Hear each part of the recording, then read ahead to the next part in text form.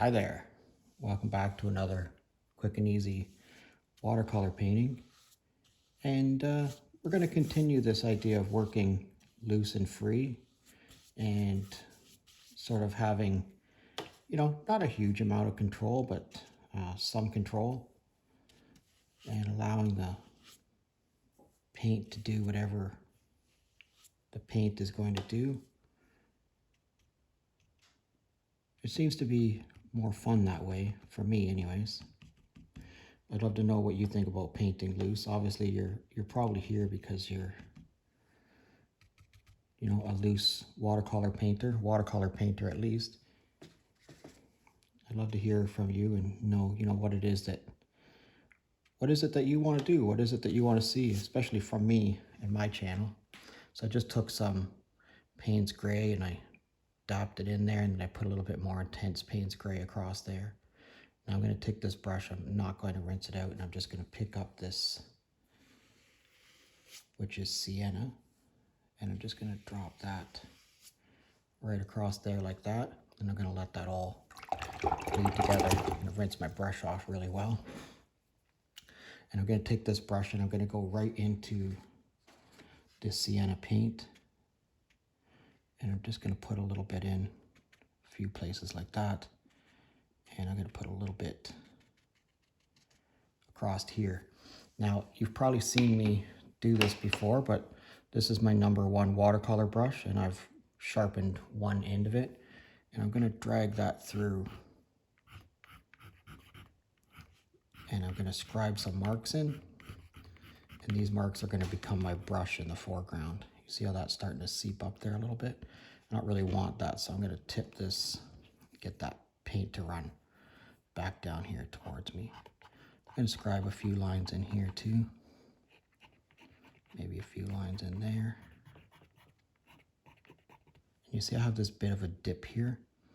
That's what I'm kind of going for, that bit of a dip going on there. So I'm all right with that paint running down into that. I actually want a little bit of color in there, okay? So, you can actually tip it enough like this, so I have it tipped up, so it's going like that. You can see all that paint is starting to run down across there, and that's perfectly fine for me. Got to put this back in the center of the frame again. All right. So I'm going to take this brush. It still has that sienna on it. I'm going to put a little bit more sienna in a few places there, and a little bit more sienna there, like it's a bottom of a steep hill, okay? Now I'm going to take this brush, I'm going to rinse it out pretty good. I'm going to pick up this yellow ochre. I'm going to make this a little bit more intense. I'm going to go across there. I'm going to try to get rid of that line across there. All right, pick up a little bit more yellow ochre.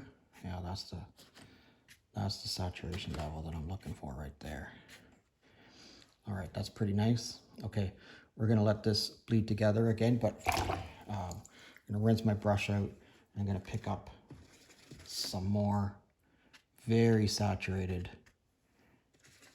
very saturated Payne's gray, okay? And each one of those little, and maybe I'll just put a little bit across here too, just let that all bleed together.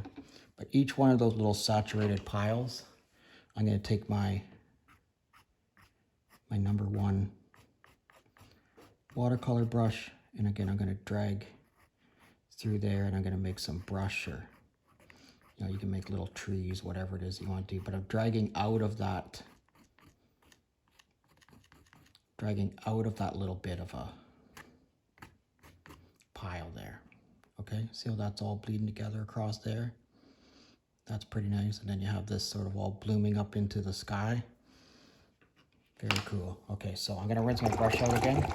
And I'm going to pick up a whole bunch of this sap green, and this is going to go across here, just like that. Maybe just a little lick of it across there. And we're going to let that all do its thing. I'm going to rinse my brush out one more time. I'm going to pick up some of this blue, fairly intense blue. Just going to put a little bit of it in a few places so it bleeds together. Yeah, that's not too bad at all. All right. Now, before I leave, I think I'm just going to drag through a couple of these blue places.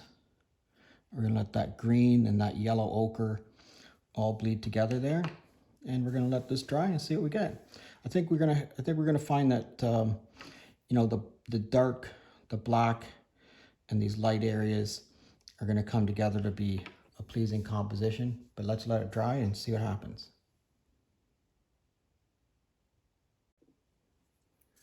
All right, let's have a look. We got some wonderful things going on down here where that color is all mixed together. And look how it's created this little tree line for us. Even looks like maybe a little pine tree on the side here. But then the way all that color mixed together here, the yellow ochre with the green, you get the little dark patches with the light patches for some contrast. And when you put your mat on there, that turns out really super cool. Look at where I put that blue in, those few places where I dropped that blue in. Here it gives you some dark green, and down here it gives you some sort of muddy, wet wasteland. I guess marshland would be a better way to describe that. Anyways, I'd love to know what you think of it. Let me know what you think about it in the comment section.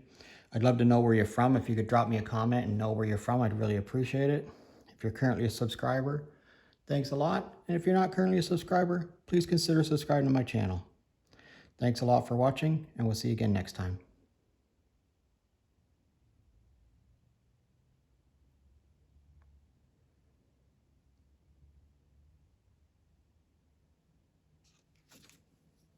I think I gotta sign this.